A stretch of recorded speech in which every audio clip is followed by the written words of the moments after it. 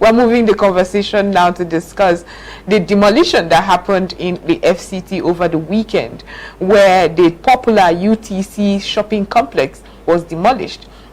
We had the shop owners screaming and shouting how they were not given proper notice before that was done, how it is in court. But today we have in the studio here the Secretary, Command and Control Center, FCTA, to explain that demolition and why it had to happen. He is Mr. Olumuji, I hope I got that, Peter.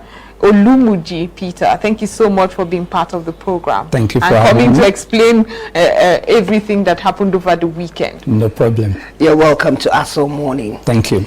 Good. UTC, 30 years old. That's how old that building is. And of course, in logical sense, you might say 30 years later, you might want to renovate. But I said to someone today that the one thing you see government do very quickly and they respond to quickly is when it comes for demolition. Of course, you also hear people, it might just be my own opinion, because I think it's generally the world over, it's easier to destroy than to build anywhere, anything, yeah? But the residents, the owners, the shop owners there are complaining that in as much as they had agreed they were going to move, they were not given any notice. They were relocated to another building that is uncompleted. There's no facility there, no electricity there, but government just relocated them. And that project had been going, that back and forth conversation had been going on for a very long while, that when the task force team actually came on Saturday to demolish, they were not prepared. So let's hear from the government's angle, like, what exactly happened, and then why are people lamenting? Were they taken unawares? Were they notified, or they were just lackadaisical about it, so they didn't care or take any actions? Well, thank you very much. I don't think they were taken unaware. Okay. I believe at every point in time, government policies are with good intentions. Okay. And there's always what we call citizen engagement, which government do not fail to do before implementing a policy. And I want to also let you know that government is not faster in demolishing. Okay. Well, so we should be happy about that. Yes, we should be happy that what government intention is on this particular UTC market is a positive one, that at the long run the traders, the owners of shops there, will always praise government for doing it. Okay. Now I want to quickly take us back to history about the UTC Neighborhood Center. Great. You will know that the UTC Neighborhood Center was created then to serve Area 7, Area 8, Area 10 residents. Just like you have Area 1 Neighborhood Center to serve Area 1 residents. You have Area 2 Neighborhood Center to serve people within Area 2. You have Area 3 Neighborhood Center to serve people within that place. And you also recall that the Area 3 Neighborhood Center was also remodeled after a particular point in time. Right. And today, the occupants are happy for it because they are getting value for their money. So what you see done in UTC last Saturday is an enforcement aspect of what has been going on before now. Okay. Every market in the FCT is being owned and managed by Abuja Investment Company Limited. Now UTC have been there for a while. Like I made mention of, UTC is meant to serve 3 areas: Area 7, Area 8, Area 10. Yes. In those early days, we knew how UTC came on board. We were in Abuja then. That is a place we go to shop. And there was no challenge.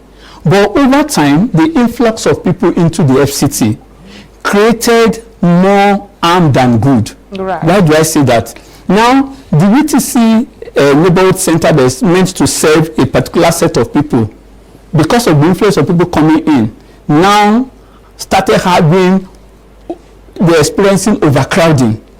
Now people come in there that don't even have shops and they start hanging around, touting. The government saw all this. If you go to UTC within the hours of 12 noon to like 5 p.m., the traffic situation there is an eyesore. And you should also know that over the years, as government is meant to accommodate everybody. Right. Now the facility in that neighborhood center is overstretched. Also, decay has set in, and government feel there's a need to remodel this place.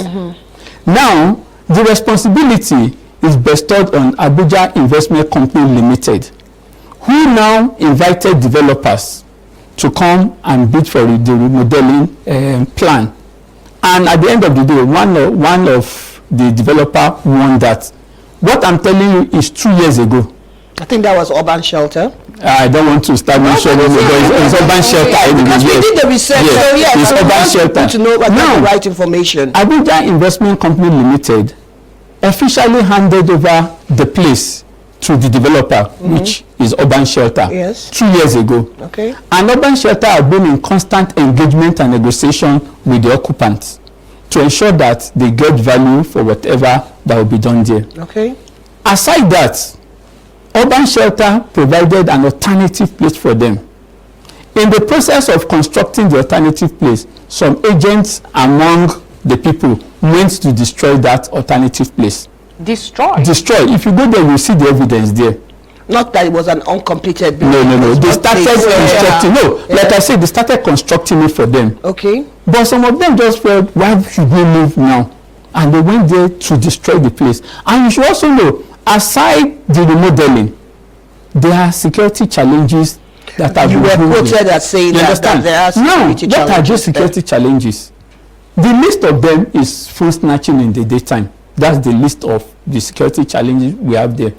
We also have the incidences of car being removed, that means stolen in that place, because there is no proper parking lot again.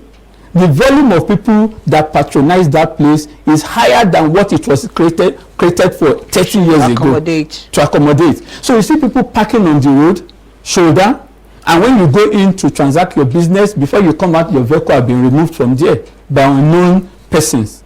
Now you have the incidences of cultism that is brewing in that facility. Now this cultism have at times this cult group, when they have issues among themselves, it becomes issues of insecurity to the residents within that place. Aside that, you also have the aspect of cyber crime going on there. You might not believe it. Cyber crime, because you have business centers there. Because these Yahoo boys, they needed a place that nobody will suspect them and quickly do what they want to do. So they believe, oh, that open space is a place they can quickly transact whatever they want to do and get away with it. Then aside that, you also have the issue of forgery of sensitive security document and non-sensitive security documents. In fact, the ASO TV ID card you have here bearing your name, if they take it to that place today, within the next 10 minutes, they will clone it. True. And you will not believe it is your own. I remember vividly. But how does the renovation stop all of this? No, I'm coming. Okay. I remember vividly. During the COVID-19 enforcement, I was coordinating the COVID-19 enforcement team. And during that time, passes were given to people who are authorized to move. Do you know, at a certain point in time, we started arresting people that had passes. That pass. And when we interrogated them, they told us they printed it at UTC. Arrests were made and prosecutions were made. Now, people will now ask, okay, how will the remodeling of that place bring about sanity? Exactly. There's something in town planning we call urban renewal. Urban renewal comes in when you notice that an environment starts to experience decay. When you notice that the sanitation aspect is not what it meant to be. Okay. Now, when you talk about urban renewal talks about more of remodeling of a particular place, now bringing in a new lease of life into the environment. Okay. Now, I itemize some challenges there. When the place is finally remodeled, the aspect of traffic congestion will be solved. Exactly. Now, more shops will be provided. More than the 400. More than the 400 you see now. Now you have small and medium enterprises owner coming in to own a shop, keying into what the developer is doing. So it has more advantage than disadvantage. Unfortunately, you expect naturally that people will want to oppose such innovation. But at the long run, Area 3 shopping center today, the people there, the owners there are happier. I remember You understand? And I remember then, when the remodeling of Area 3 shopping center wanted to take place, I don't think there's any demolition that the people won't. It's in the long run we appreciate it. That's it. But let's talk about the one thing that people are complaining about, because I know the renovation, when it happens, is the same spot. They're coming back. That is it. And then I know that some people had stayed paying as much as 250, 350 to buy shops. So the idea was working. But the drama, like they said, that they were not notified. And then, of course, we can't rule it out or sweep it under the carpet that people lost investments. People lost a lot of money.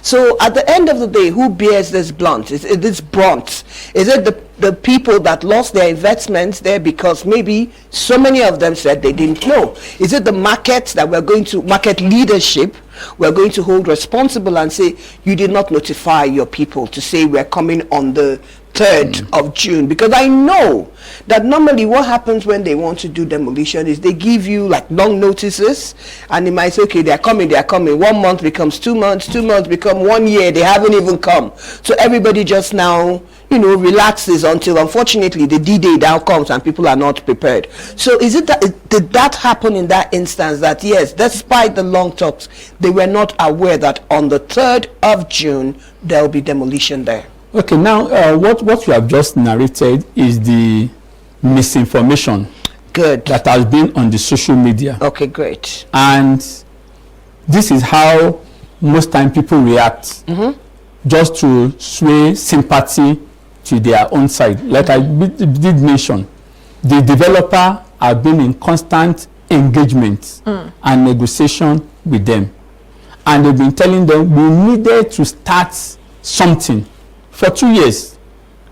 In fact, as at some few weeks ago, they still informed them that we are taking over this place because they have time frame they needed to meet up with. Right. That is one aspect. Okay. The second aspect is that people claim, also I've read it on social media, that they have machines equipment worth hundreds of millions were destroyed during the enforcement. That is a wrong narrative. Oh, really? Yes. That's why you're on the program. Yeah, that's why I'm here. Now, if you can take your camera crew to that place and interview people, what we did, because we have human sympathy too. Of course. We feel for them also. What we did that day, well, if you look at the way the UTC Neighborhood Center was constructed, you have a layer, a general shop layer that has everything. Right. Then you have a bigger cover on it. Exactly. Now, what we did was to remove the pillar around the bigger cover. We never touched any of the shops, and no machine or equipment was destroyed. Oh, after our operation that Saturday, they asked us, can they go in now and remove their things? In fact, before then, 50% have removed their things already. Okay. Those that were not able to remove, after our operation, they asked us, can they go? We said, yes. That is why we did not touch the shops. Because government is still coming back to now do the total removal. Okay. Now, government have given them, and they went in there. We were there Saturday night, even yesterday, we passed there and we saw people removing those equipment, social media influencer because claims. What we heard was that there were even arrests made, people were tear gas. There was no arrest. But you heard that there were tear gas put to, stop people from getting into the shops, to prevent people from picking up their things. So the police used tear gas, and of course that anybody that tried to speak up to the enforcement team was arrested. No. Now let me now let you know the way we carried out the enforcement. That when they ask us questions, look, you can see it.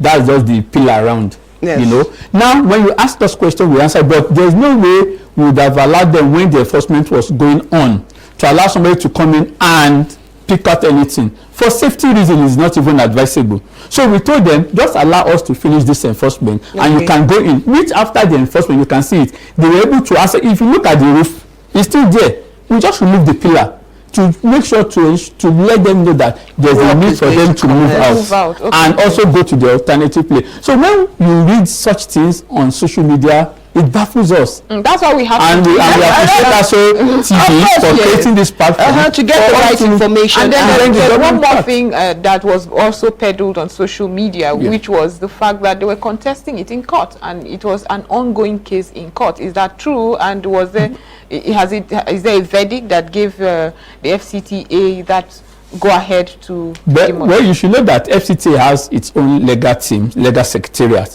which have been handling it. And every clearance was gotten for that enforcement to be carried out. And you remember that developers too is spending money, is investing money into it, keeping them for 2 years, and they even. And do you know the funniest thing? Tell us, please. The owners, the occupiers, do you know, we realized that they started becoming factionalized. We started seeing different factions. That's expected. Some of them will claim, some of the factions says, oh, we have bigger shops here. Why will these people that own the open spaces come and contest, you know? And we expect them to speak with one voice and to allow the developer to do their own. The earlier they allow the developer, the better for them.